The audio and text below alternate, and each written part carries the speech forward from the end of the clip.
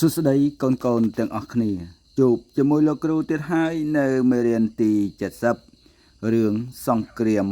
រវាងគីងគក់និងតាព្រំអំណាន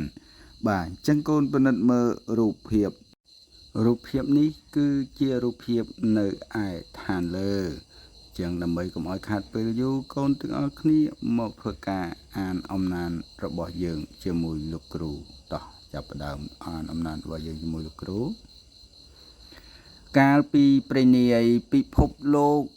កើតភាពរាំងស្ងួតក្តៅហួតហែងគ្មានទឹកភ្លៀងសោះ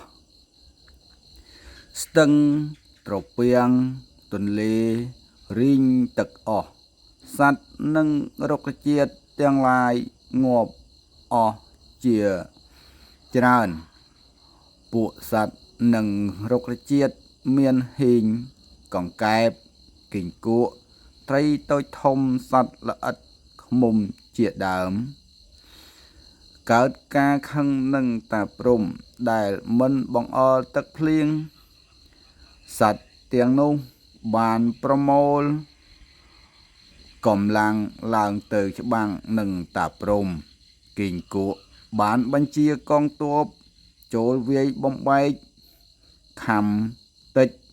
និងចងពួកមន្ត្រីសេនារបស់តាព្រំពលសេនា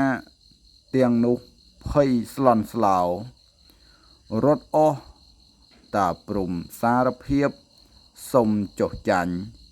ហើយសន្យាថានឹងផ្ដល់ទឹកភ្លៀងឲ្យតាំងពីកាលនោះមកនៅពេលដែលឮសត្វ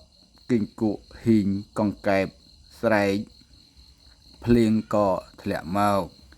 បាទអត្ថបទអំណានរបស់យើងបានបញ្ចប់ទៅហើយកូនទាំងអស់គ្នាដែលពុំទាន់បានចុច Subscribe កូនចុច Subscribe ចុចសញ្ញាកណ្ដឹងដើម្បីទទួលបាននៅវីដេអូថ្មីៗពីលោកគ្រូ